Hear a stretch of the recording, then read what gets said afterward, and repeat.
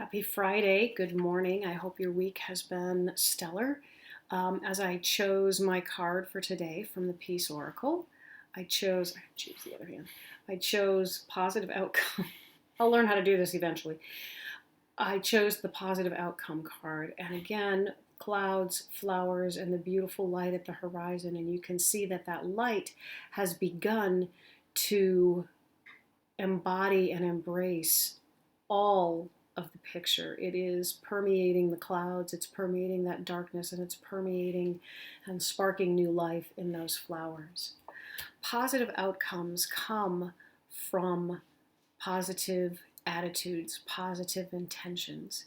And while we often think about the outcomes that we desire, they are often outcomes that we desire more on that physical level. I want that job. I want that person as my mate. I want that car. I want that house.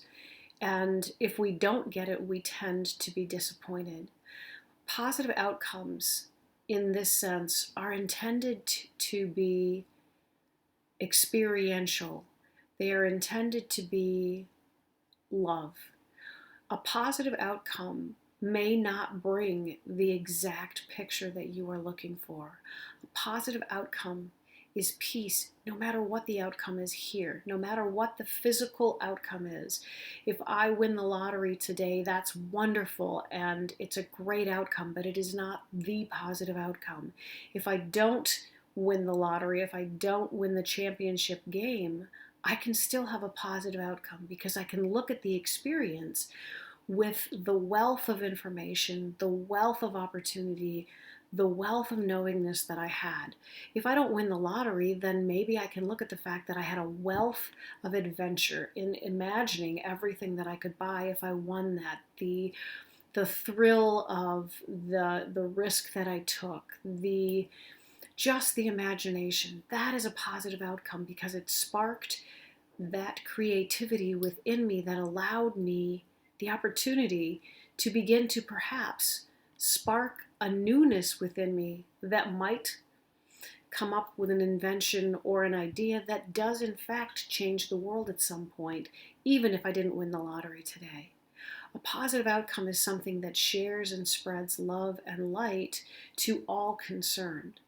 And so you may find that you have a relationship or a situation, you're in school or you're in a job, and that way of life, that relating, that whatever is ending.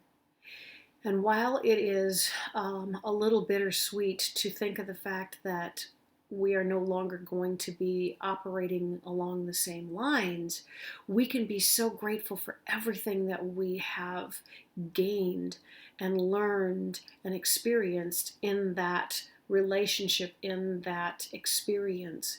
And we can take all of that and we can bring it with us into whatever the next adventure is. We don't have to look at endings as losses, even the end of life. We do not cease to exist when we leave our physical body. We who are left behind can have that hard time because we appreciate the 3D here. And so losing that person's physical body, that solid touching, is very difficult and we need to grieve that. But the positivity is they are moving on, they are evolving, and they are still with us. They are at least as present as they were when they were in their body. And so endings are beginnings. They are beginnings of new phases. They are beginnings of new experiences. And every experience holds within it the opportunity to see the light. And so I encourage you today and moving forward to look for the light in all things, to look for the opportunity that love offers in every experience. And sometimes it's not the love that we think we're looking for, but it's okay because there's an opportunity to learn and to grow and to love more, to love perhaps a little differently on this earthly plane, but to use the unconditional part of love rather than the conditional and making love be something that's in a box, because love cannot be contained. Have a spectacular Friday, and I'll talk to you again tomorrow. Bye, everyone.